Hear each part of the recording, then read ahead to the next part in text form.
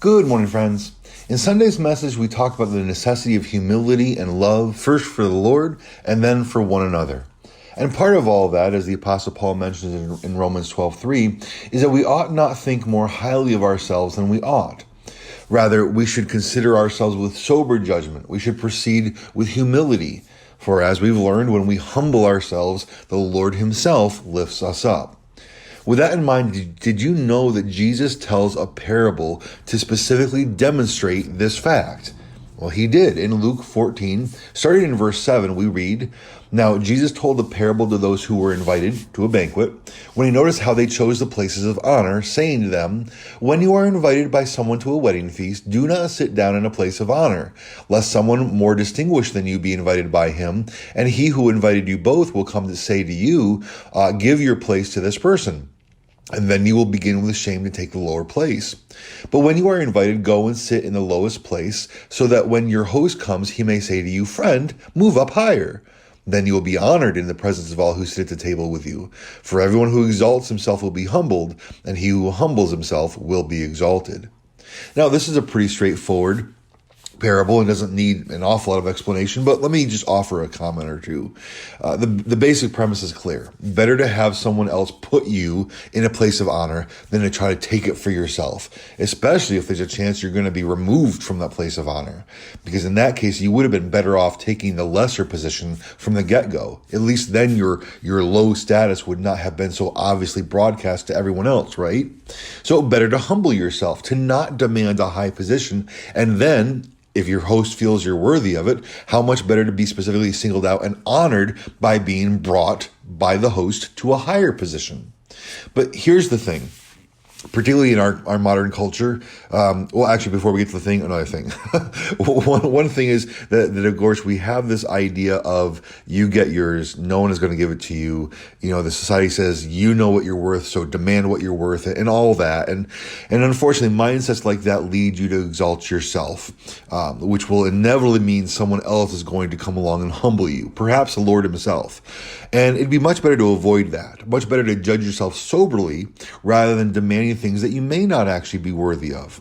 So there's that. But the main thing I wanted to point out, perhaps for the majority of us and the way we think, is the worry and the anxiety that comes in this situation, because we end up thinking something along the lines of, okay, I understand the parable. I understand Jesus' point. I need to be humble.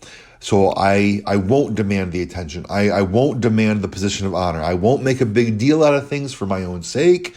So I'll kind of stay in the background. I'll seat myself at the farther away seats, the seats that demand less attention, the lower status seats. But what if that just means I get overlooked?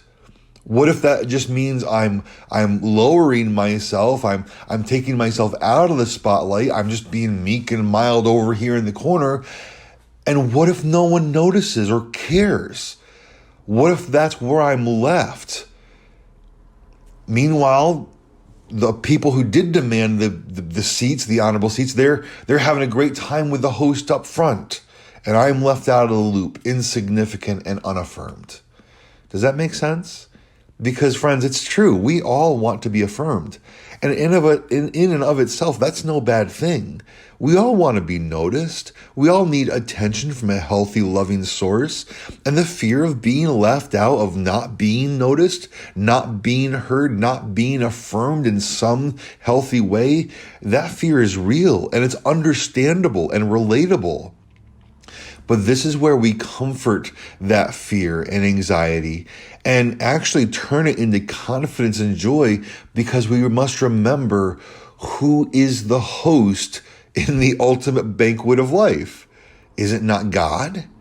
And he is trustworthy. He doesn't miss a thing. He doesn't overlook any of his people. And what has he promised us? The very last statement of the parable, the whole point. For everyone who exalts himself will be humbled, and he who humbles himself will be exalted. Friend, as we consider this, do you trust the Lord? Do you really believe that what you believe is really real? Has God said this? Has he made this promise? Do you believe he will keep his promise? If your answer is yes, then you have every reason for confidence, every reason for every confidence, and therefore can live with reasonable and consistent joy in knowing that you do not need to draw attention to yourself. You don't need to demand the positions of attention and honor. You do not need to try to exalt yourself. You can humble yourself as the Lord directs in the full knowledge that the Lord himself will lift you up. And as we've already talked about in the last several weeks, he will do so here and now in any number of ways, claiming you as his own, lifting you up in love in so many other ways as well as the knowledge that he will lift you up into glory on the day that is yet to come. Because again, we have to stop for a second here and say, if we are demanding attention for ourselves, if that's our goal, if that's our motivation for what we do, then who is our God?